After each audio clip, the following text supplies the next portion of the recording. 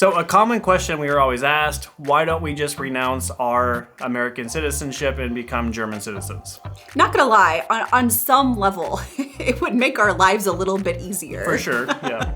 The US State Department charges a flat fee for renouncing US citizenship. So for our family of soon to be 4, this would cost us nearly $10,000. The IRS will actually add up the value of all of your assets. Because these are global assets. They're going to be looking at our German retirement and our German pension. He will actually be the first Black Forest family member to have 2 passports. Yeah.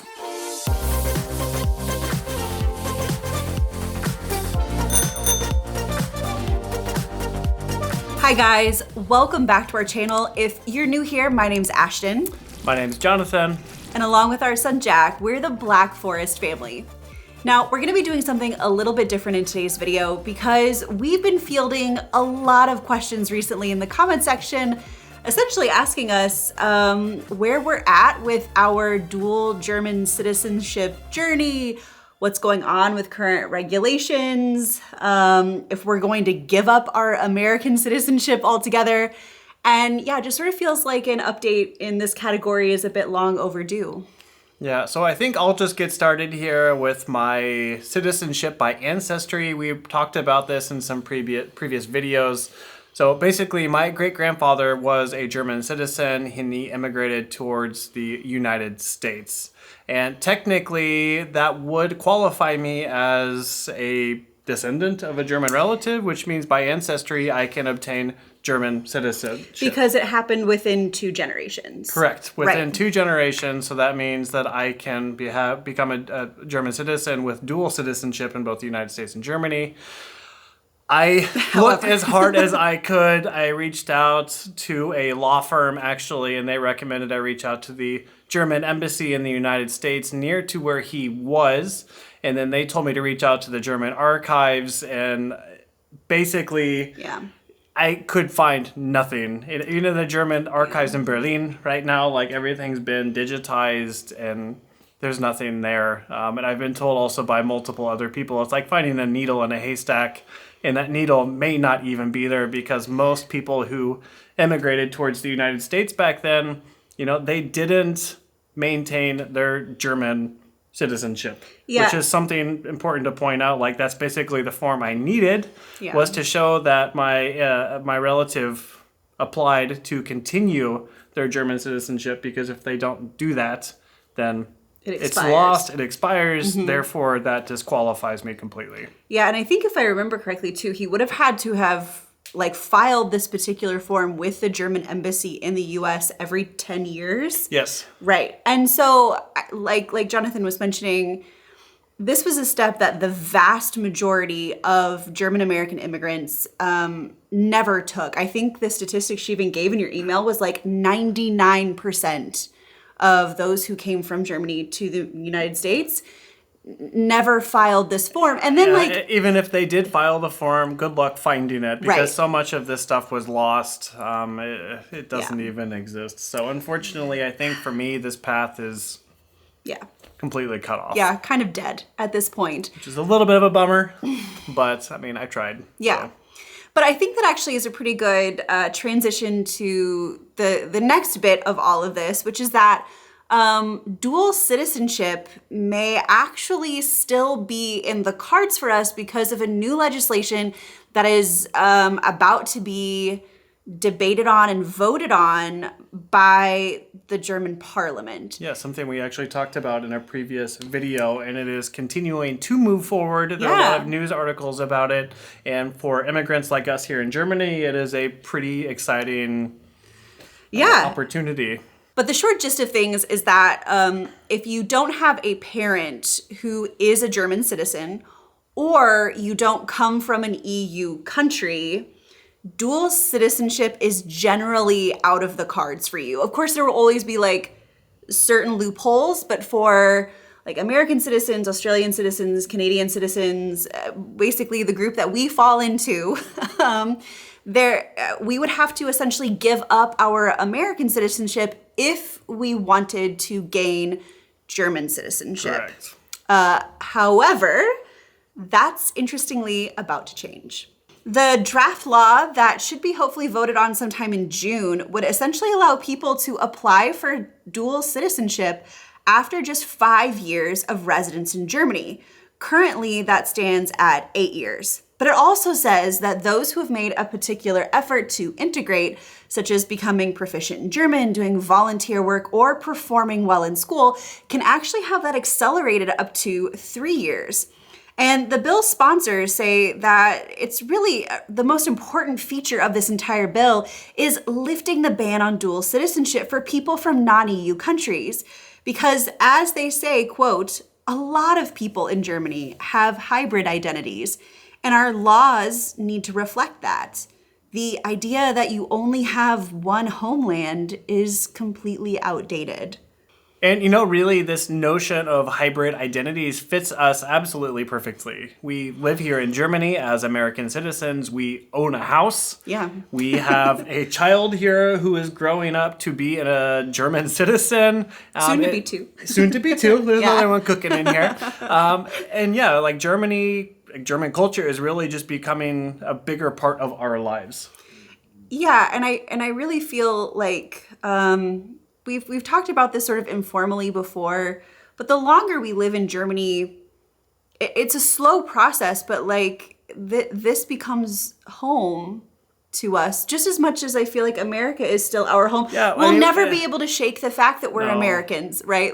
No matter how much we try. Stick out like a sore thumb, even if we try not to. But that's not to say that one shouldn't. And I think that was sort of like what also really resonated with me with what the bill sponsor said is that, this idea that you only have one homeland today is becoming really outdated. Like, we shouldn't necessarily have to give up one portion of our lives in order to embrace the other, especially when we live now in a really global community. And I think we talk to our families every week. Like, we're still a part of the American culture. We still watch news from the United States as well. We still try to take part. We still vote every time we have the opportunity. Mm-hmm. Our entire family is in the United States, and we travel back there 2 times a year. We are basically in 2 countries all the time. Even when we go back to the United States, we still often catch ourselves by saying, oh, we're going home. Yeah. And I've been away from there now for almost 10 years, and I still say that. But then we still talk about coming home, and that means here. Exactly. So the whole hybrid identity thing, again, fits our lifestyle fairly well. So a common question we are always asked, why don't we just renounce our American citizenship and become German citizens? Not gonna lie, on some level, it would make our lives a little bit easier. For sure, yeah. But there are actually a lot of personal reasons why we really don't want to have to pick or choose between one or the other. And I think the big one for me is family. Like we mentioned, our family lives in the United States. We still travel back a couple of times a year to the United States. And although I can say with pretty good confidence that Germany is our long-term home, gosh, who knows what the future holds? And if there's some reason why we need to be able to travel back to the United States for an extended period of time to help with parents or help with family members, losing our American citizenship would essentially mean that we can only really travel as tourists in the United States, and we'd be limited to a 3 months at a time. So I don't know, I just think functionally and emotionally, I don't think renouncing my American citizenship has been anything I've really ever taken seriously. No, and I think another point here is just being able to vote. I really am happy to vote in elections in the United States here from Germany because I really feel like my vote counts. And I think taking part of the electoral process to help encourage a positive direction of the United States is something I am responsible for. Yeah. So I'm still, an active voter, and I want to encourage change for the better. And I think that, but that's also a huge reason why we want to be German citizens too, because as non EU citizens, we can't even really participate in our own local elections. No, we can't do anything here. Yeah, so clearly with a German citizenship as well, we can now actually participate in a place that we are paying to live in currently.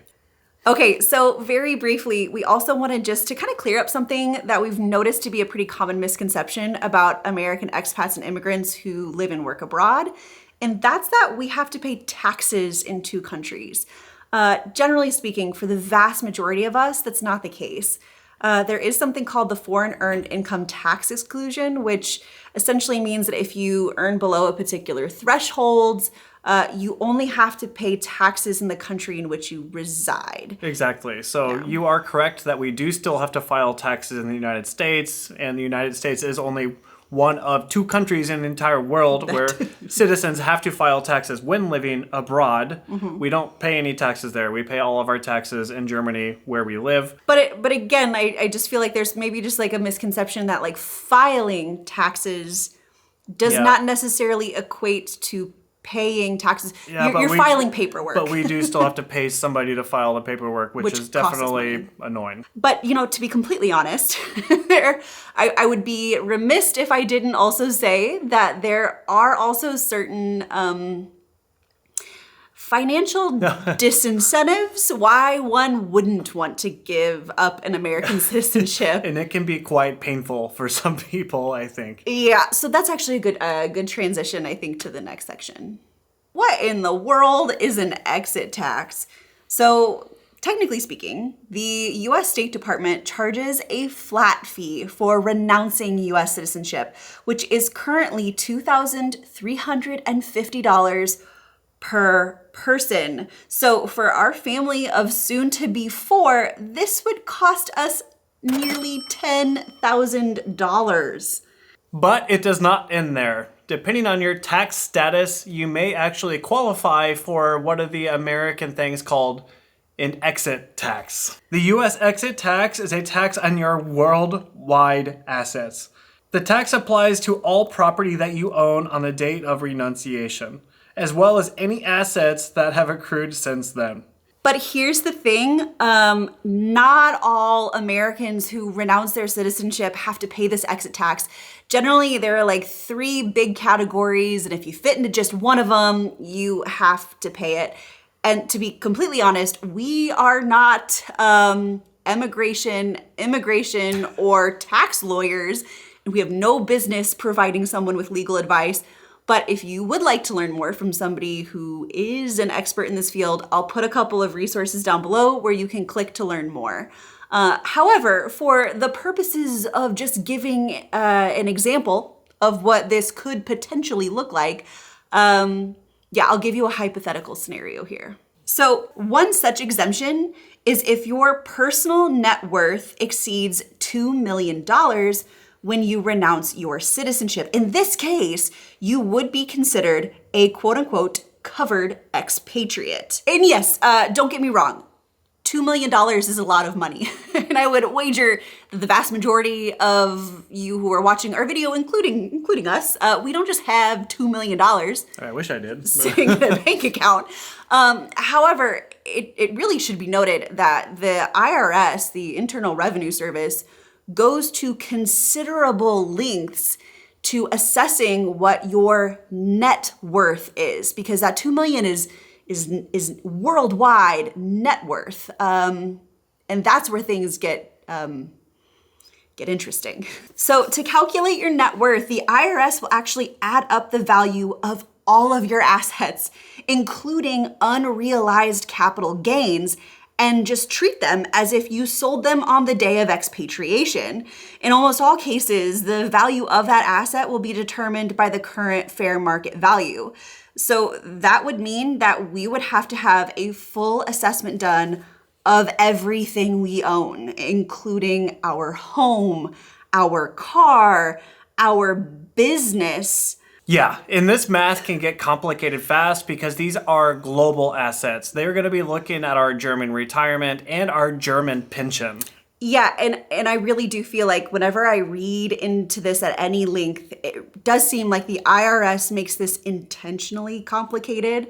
You would need to hire an accountant and a tax advisor to go through all of your assets, because if you mess up this calculation, the IRS will fine you.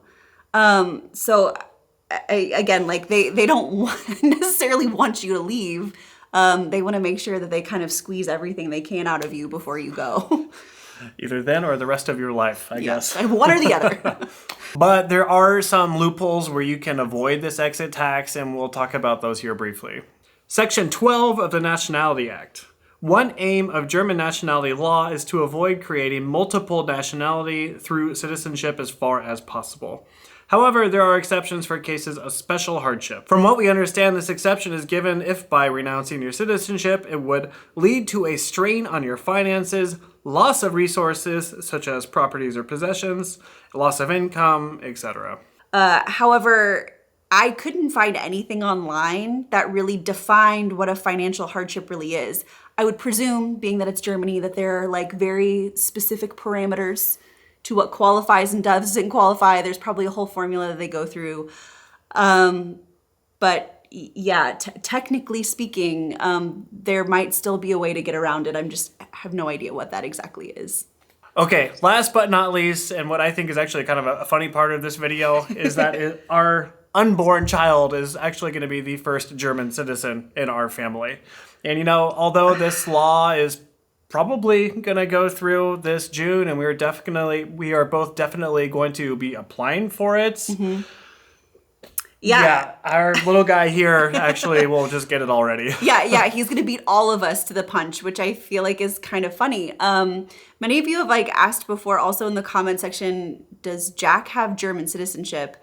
And at this time, no, he doesn't. So the way the current law is written is that if a child is born in Germany to foreign parents, both parents who don't have EU or German nationality, then that child does not just get German citizenship because he was born here. The only exception is if one parent had been residing with permanent residence in Germany for 8 years. And guess how many years I was here for? 7. 7 years and 6 months, actually. That's how the little guy missed it by 6 months. Now, that being said, even if this new law did not go through, Jack could actually become a naturalized German citizenship on his 8th birthday. Yeah. Germany is his home. And I think that's going to be a huge part of his identity. And I imagine there would probably be a little bit of sibling rivalry of who has what passport, which is sort of funny. It's actually worth bringing up too. In one of our past videos, we did say that our child would have to give up one of these citizenships at a certain age, but Germany, according to a lot of our comments in the video, thank you for commenting this. Yes, we were correcting wrong. us. Germany has changed this. He will not have to give it up. He can have dual citizenship for his entire life. Yeah, which is, it's an antiquated law. It used to be that way, where I think on his 21st birthday or something like that, he would have had to choose. Yeah. That's gone, which is pretty cool. Yeah. But yeah, so whenever this little guy decides to make his entrance into the world, he will actually be the first Black Forest family member to have 2 passports. Yeah.